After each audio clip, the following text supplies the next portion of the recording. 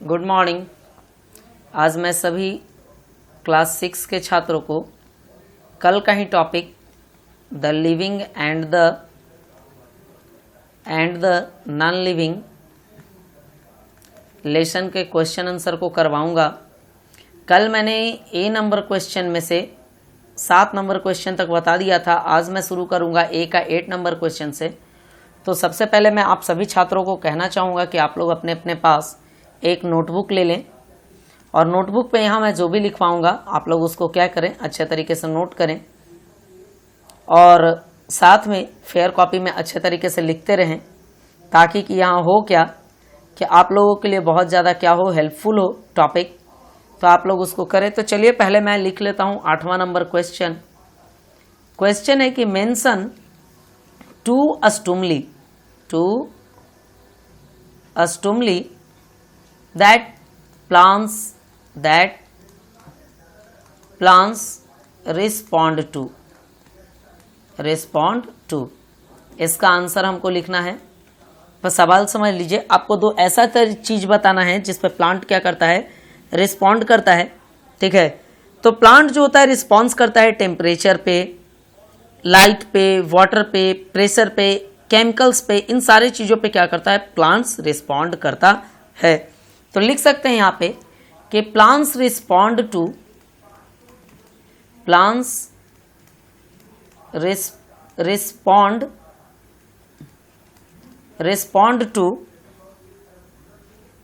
Temperature and sunlight, है ना। Plant जो होता है रिस्पॉन्ड किस पे करता है, तो टेम्परेचर पे करता है, और रिस्पॉन्ड किस पे करता है, सनलाइट पे करता है। अगला सवाल है कि आर देयर ऑर्गेनिज्म्स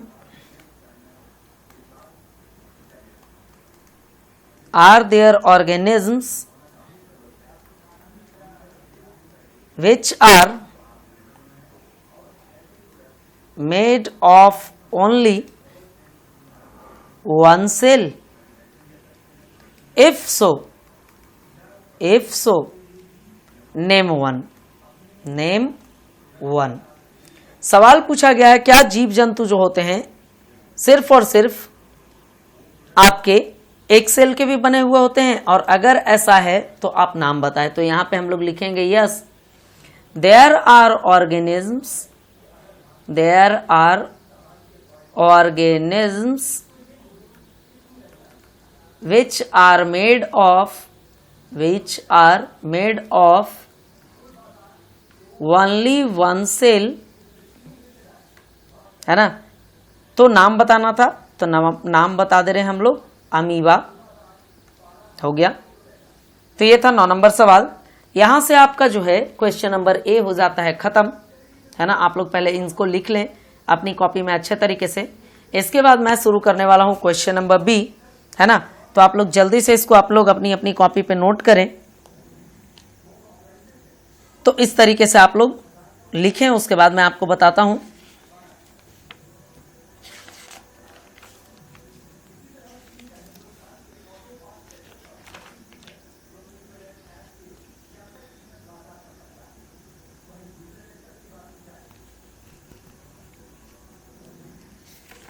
चलिए मैं चलता हूं अब सवाल नंबर आपको लेकर बी की ओर।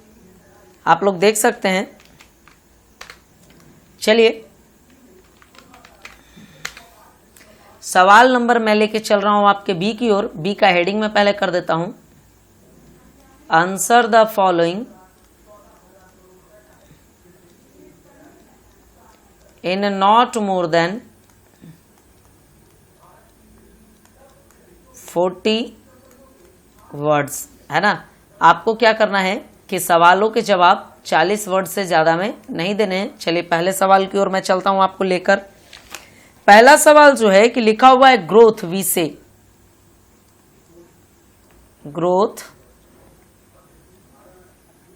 से is a characteristic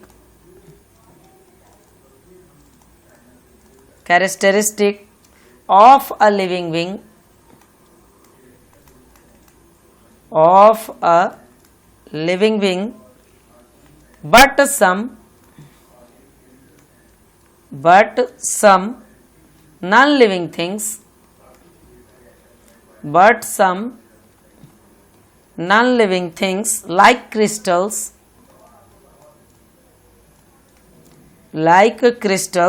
also grow, full stop. Can you differentiate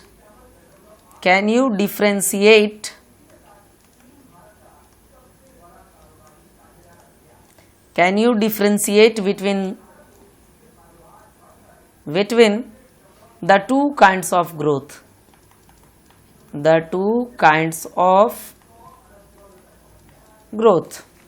अब ऐसा सवाल है, लिखा हुआ है कि हम लोग जानते हैं कि सिर्फ और सिर्फ जो होता है आपका लिविंग विंग ही जो होता है क्या करता है कि आपका ग्रो करता है, लेकिन कुछ जो होते हैं आपके नॉन लिविंग विंग्स भी वो भी ग्रो करते हैं। तो उसके बारे में आपको बताना है कि किस तरीके से आप इन दोनों को डिफ्रेंशिएट कर पाएंगे, है ना।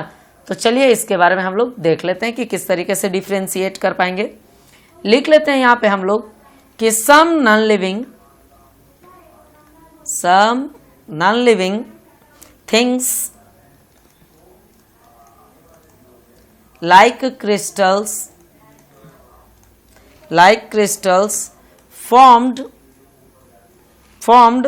from a solution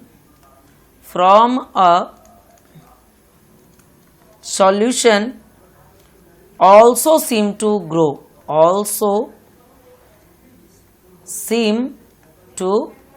grow, full stop. But this growth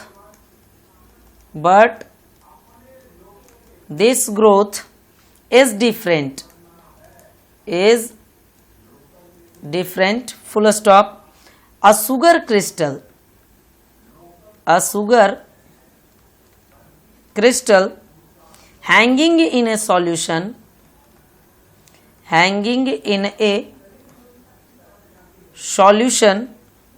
grows because more sugar is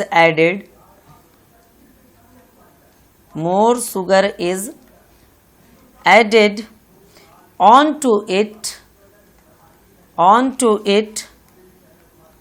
from the outside.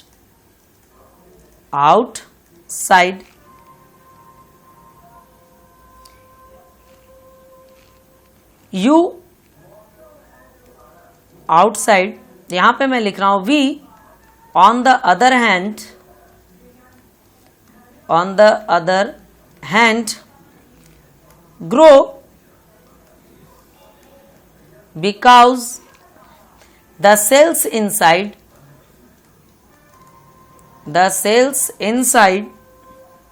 our body multiply and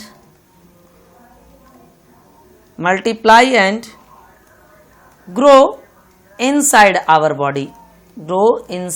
our body, full stop. सवाल का जवाब हो चुका है। आप लोग पहले अच्छे तरीके से इसको लिखें, मैं आपको समझाऊंगा भी, इसके लिए आप लोगों को चिंता नहीं करना है। क्वेश्चंस को मैं सॉल्व करके आपको समझाऊंगा।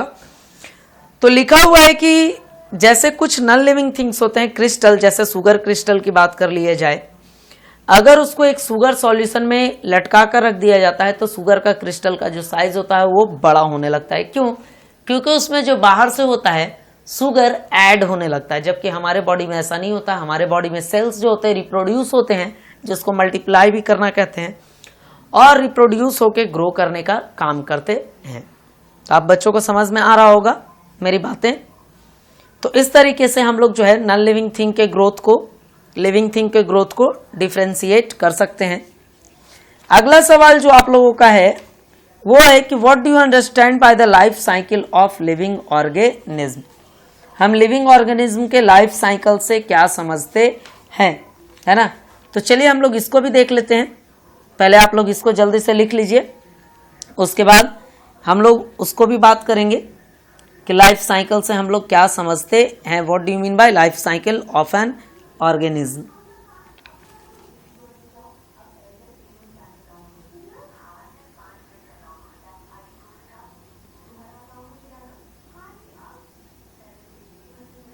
चलिए अगले सवाल की ओर हम लोग चलते हैं।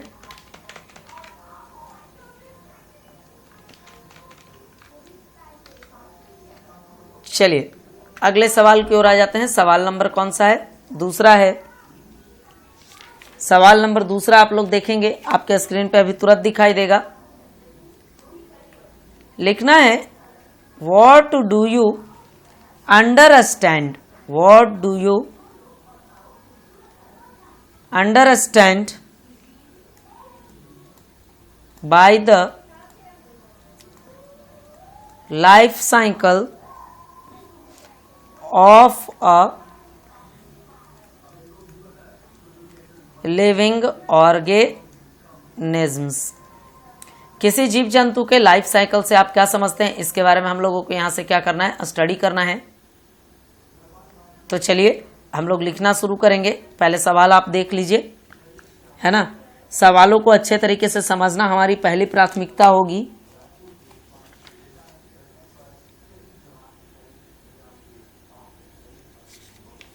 चलिए जवाब लिखते हैं हम लोग। लिख लेते हैं यहां पे आंसर। लिखिए कि all living organisms, all living organisms follow a life cycle, follow a life cycle of birth, growth, reproduction,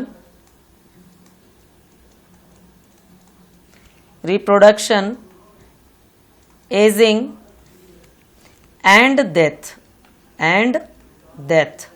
full stop, है ना। यहां पे मैं लिख रहा हूं और कि the time for which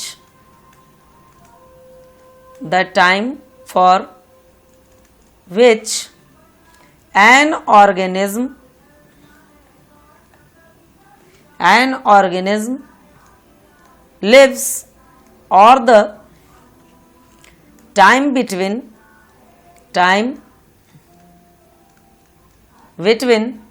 its birth and death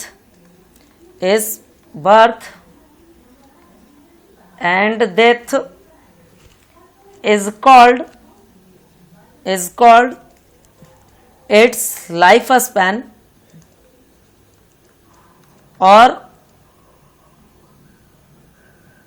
या चलिए यहीं तक लिखिए, लाइफ स्पैन तक समझा देता हूं। पहले आप लोग इसको लिख लीजिए अपनी कॉपी में, मैं आपको समझाऊंगा भी। होता क्या है कि जितने भी जीव जंतु होते हैं, सारे जीव जंतु एक लाइफ साइकिल को फॉलो करते हैं। और लाइफ साइकिल किसको कहा जाता है? तो जीवों के जन्म लेने को, जीव जो जन्म लेते हैं उसको, साथ में वो बड़े होते हैं, रिप्रोड्यूस करते हैं, उनका एज हो जाता है, मतलब बुढ़ापा आ जाता है, और लास्टली उनका डेथ हो जाता है। तो इसको कहा जाता है लाइफ साइकिल। और जन्म लेने से मरने तक के बीच के समय को, जीवों के जन्म लेने से मरने तक के बीच के समय को लाइफ स्पैन भी कहा जाता है। तो आज के वीडियो में आप लोगों के लिए इतना ही। अगला वीडियो जब आएगा तो उसमें मैं क्वेश्चन नंबर 3 से लेके आपको 6 तक, और complete the following, fill in the blanks है, चूज द करेक्ट ऑप्शन है, इन सभी चीज़ों को मैं पूरा करवा दूंगा। तो अभी के लिए आप लोग क्या करें कि होमवर्क में आप लोग इसको फेयर कर लें, फेयर कॉपी में कंप्लीट कर लें, complete it in fair copy. साथ में आप लोग 4 बजे शाम से लेकर 6 बजे शाम तक आप लोग इसको अपने अपने व्हाट्सएप ग्रुप में भेजें। और अगली वीडियो में मैं आपसे फिर मिलूंगा और चर्चा करूंगा आगे के टॉपिक्स के बारे में। तो तब तक के लिए आप लोग घर में रहें, सुरक्षित रहें। धन्यवाद।